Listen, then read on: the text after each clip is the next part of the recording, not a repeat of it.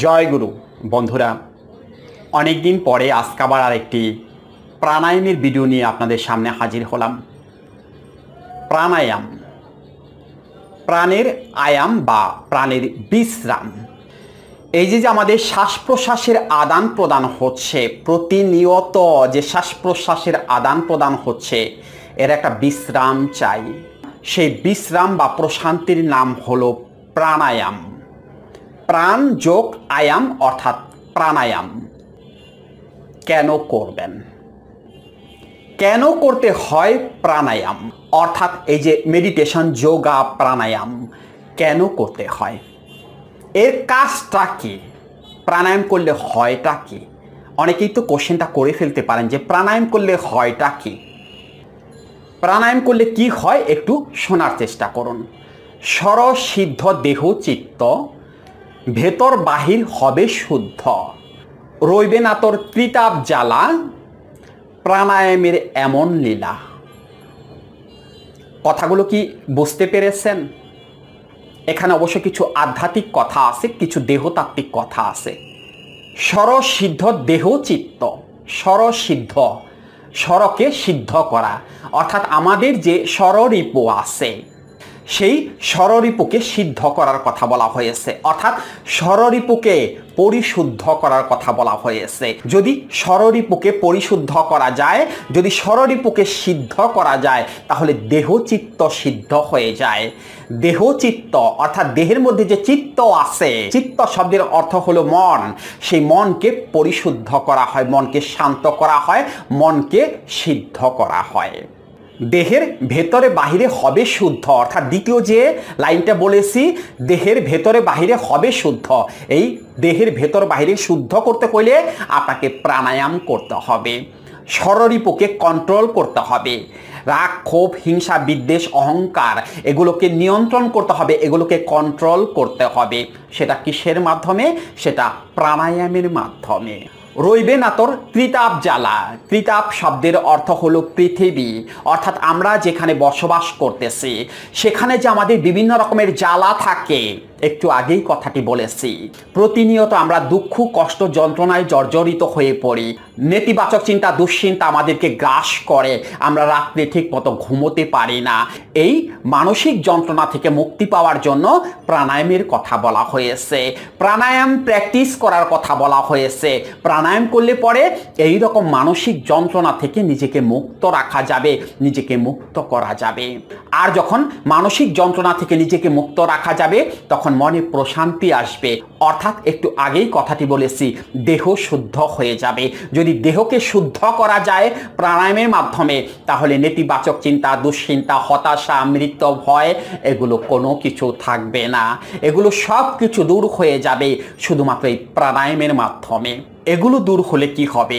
এগুলো মানসিক যন্ত্রণা, মানসিক যন্ত্রণা যখন দূর হয়ে যাবে তখন মাথাটা ঠান্ডা হয়ে যাবে, মাথাটা কুল হয়ে যাবে, তখন রাত্রিতে আপনার ভালো ঘুম হবে। যখন রাত্রিতে ভালো ঘুম হবে তখন আপনার দৈহিক কোনো সমস্যা থাকবে না। একজন মানুষের যদি সঠিকভাবে ঘুম হয়, একজন মানুষ যদি সঠিক সুনিদ্রায় যেতে পারে, তাহলে তার আর কোনো দৈহিক সমস্যা থাকে না, সে দৈহিক সমস্যা থেকে নিজেকে মুক্ত রাখতে পারে। এই যে আপনারা প্রতিনিয়ত দেহের যন্ত্রণায় ছটফট করতেছেন, দেহের বিভিন্ন রকমের রোগ শোক নিয়ে ছটফট করতেছেন, এগুলো কিসের কারণে হচ্ছে? এগুলো হচ্ছে ওই মন অস্থির থাকার কারণে, মনকে কন্ট্রোল করতে পারতেছেন না, মনের মধ্যে বিভিন্ন রকমের দুশ্চিন্তা, নেতিবাচক চিন্তা, হতাশা চলে আসতেছে, যার কারণে টক্সিন নামের এক ধরনের হরমোন বেড়ে যাচ্ছে। সেই টক্সিন হরমোন থেকে আপনার দেহের বিভিন্ন সমস্যা তৈরি হয়ে যাচ্ছে, পেটের সমস্যা, দৈহিক সমস্যা থেকে শুরু করে আরও বিভিন্ন ধরনের সমস্যা দেহের মধ্যে তৈরি হয়ে যাচ্ছে।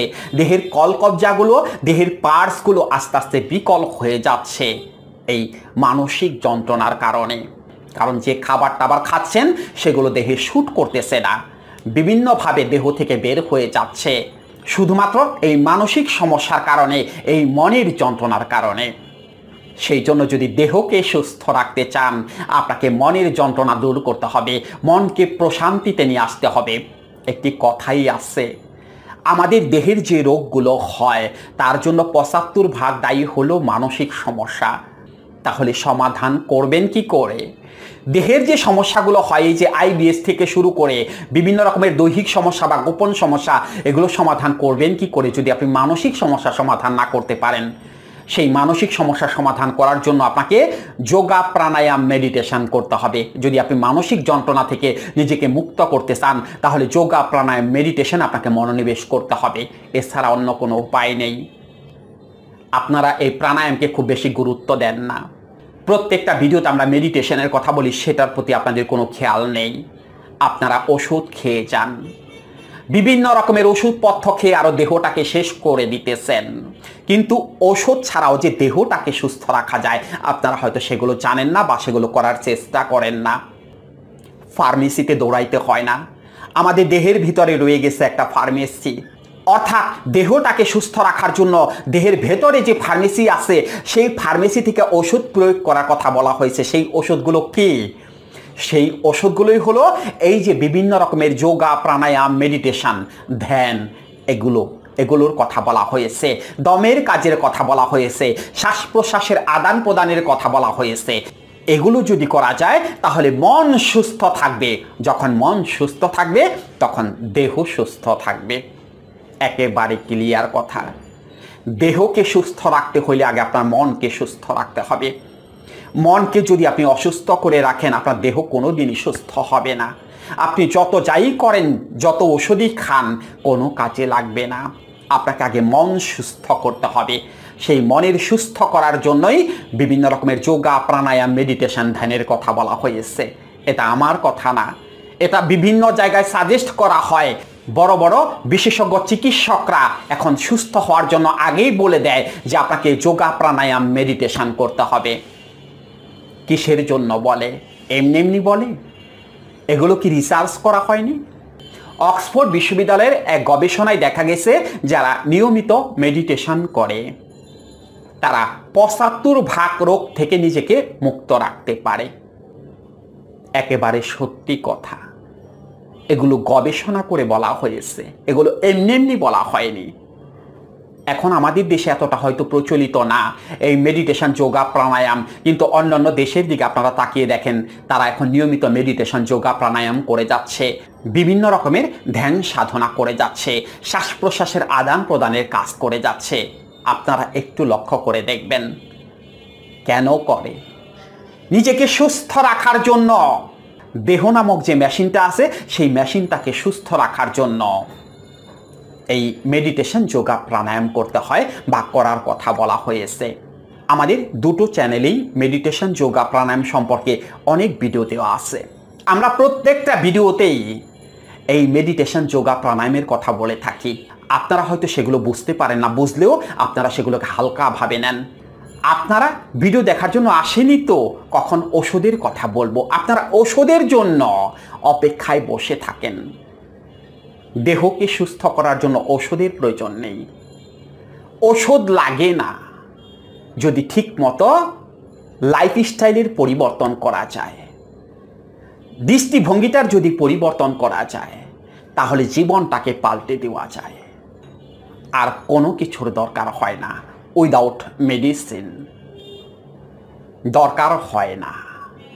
এমনিতেই সুস্থ থাকা যায়, এমনিতেই ভালো থাকা যায়। আসুন আজকে যে প্রাণায়ামটির কথা বলবো সেটি হলো পূরক কুম্ভক রেচক প্রাণায়াম। এই প্রাণায়ামের কিন্তু পৃথকভাবে ভিডিও আমাদের এই চ্যানেলটাতেও এর আগেও দিয়েছি। আজকে সম্মিলিতভাবে আপনাদের দেখিয়ে দিচ্ছি কিভাবে পূরক কুম্ভক রেচক প্রাণায়াম করতে হবে। এই শব্দটাকে আপনারা অনেকেই একটু উল্টাভাবে দেখেন। আপনারা বলেন রেচক পূরক কুম্ভক প্রাণায়াম, না, পূরক কুম্ভক রেচক প্রাণায়াম। অর্থাৎ আগে গ্রহণ করতে হবে, ধরে রাখতে হবে, বের করে দিতে হবে। এটাকে বলা হয় পূরক কুম্ভক রেচক। পূরক শব্দের অর্থটা কি? পূরক শব্দের অর্থ হলো পূরণ করা বা গ্রহণ করা। বায়ু অর্থাৎ বাতাসটাকে নাক দিয়ে গ্রহণ করতে হবে, ওটাকে বলা হয় পূরক। আর কুম্ভক অর্থাৎ ধরে রাখা, ধারণ করা, সেই ধারণ করাকে বলা হয় কুম্ভক।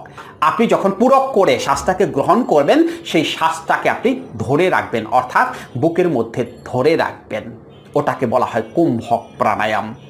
আর রেচক শব্দের অর্থ হলো ত্যাগ করা, বায়ুকে ত্যাগ করা, ওটাকে রেচক প্রাণায়াম বলে। তবে শ্বাস ছাড়ার কিন্তু দুটো ধারা আছে, একটা হলো মুখ দিয়ে আর একটা হলো নাক দিয়ে। নাক দিয়ে কখন শ্বাস ছাড়তে হয়? যখন দয়ালের সাথে কানেক্টেড হতে হয়। যখন দয়ালের সাথে কানেক্টেড হবেন, অর্থাৎ যখন ধ্যান যোগে মগ্ন হবেন, তখন আপনি নাক দিয়ে শ্বাসটাকে ছেড়ে দেবেন। আর যখন দৈহিক সুস্থতার জন্য, মনের প্রশান্তির জন্য শ্বাসটাকে ছাড়বেন, তখন মুখ দিয়ে ধীরে ধীরে শ্বাসটাকে ছেড়ে দেবেন। এটাই হলো রেচক প্রাণায়াম। অর্থাৎ এই তিনটি প্রাণায়ামকে একসাথেও প্রাণায়ামই বলা হয়, পূরক, কুম্ভক, রেচক প্রাণায়াম। কিভাবে করতে হবে আসুন আপনাদের একটু দেখিয়ে দিই। এই প্রাণায়াম করার জন্য বা যে কোনো প্রাণায়াম করার জন্যই আপনারা একটি নির্দিষ্ট আসনে বসে পড়বেন। সুখাসন, বজ্রাসন, পদ্মাসন, যে আসনটিকে সুইটেবল মনে করেন এমন একটি আসনে আপনারা বসে পড়বেন। তারপরে চোখ দুটোকে বন্ধ করে প্রথমেই যে কোনো একটি মুদ্রায় হাত রাখবেন। প্রাণায়ামের জন্য আর মেডিটেশনের জন্য সবচেয়ে বেশি প্রচলিত মুদ্রা হলো এই ধ্যান মুদ্রা বা এই জ্ঞান মুদ্রা। এই জ্ঞান মুদ্রায় ঠিক এরকমভাবে হাত রাখবেন। হাত রাখলে কি হয়, এক কথায় বাহিরের চিন্তা ওই সময় মাথার মধ্যে প্রবেশ করে না, অর্থাৎ এটাকে বলা হয় কন্ট্রোলিং পাওয়ার। এই কন্ট্রোলিং পাওয়ারকে আগে ধারণ করবেন। তারপরে নাক দিয়ে গভীরভাবে শ্বাস গ্রহণ করবেন, অর্থাৎ শ্বাসটাকে পূরক করবেন। শ্বাসটা গ্রহণ করা মানে শ্বাসটাকে পূরক করা, বায়ুটাকে গ্রহণ করা। নাক দিয়ে শ্বাসটাকে প্রথমে গ্রহণ করবেন, তারপরে বুকের মধ্যে শ্বাসটাকে ধরে রাখবেন, যেটাকে কুম্ভক বলা হয়, অর্থাৎ বায়ুটাকে ধারণ করবেন। তারপর সেই বায়ুটাকে ধীরে ধীরে মুখ দিয়ে ছেড়ে দেবেন। আসুন একটু প্র্যাকটিক্যালি দেখিয়ে দেই।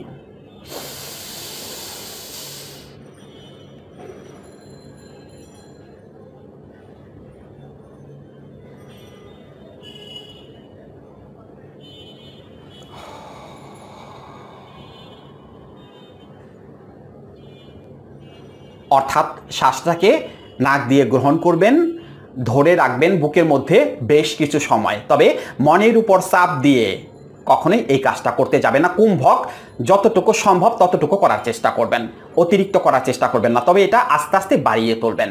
তারপরে সেই শ্বাসটাকে ধীরে ধীরে মুখ দিয়ে ছেড়ে দেবেন। বাস, এটাই হলো পূরক, কুম্ভক এবং রেচক প্রাণায়াম। কন্টিনিউ করে যান। রেজাল্ট কবে পাবেন? কন্টিনিউ একটা মাস করেন না, দেখেন হয়টা কি, দেখেন কি পরিবর্তন হয়। নিজের ভেতরটা পরিবর্তন হয়ে যাবে, নিজের ভেতরটা বদলে যাবে। কতক্ষণ করবেন এর কখনো নির্দিষ্ট কোনো সময় হয় না, যার যতক্ষণ ভালো লাগে। তবে আস্তে আস্তে সময়টাকে বাড়িয়ে তুলবেন। কখন কোন সময়ে করতে হয়? এগুলো করতে হয় সকালবেলা, অর্থাৎ সূর্য উদয়ের আগে, যখন পেটটা খালি থাকে। তবে আপনারা চাইলে পরে রাত্রিবেলাতে ঘুমোতে যাওয়ার আগেও আপনারা এই প্রাণায়াম করতে পারেন। করে দেখুন যদি সুস্থ থাকতে চান।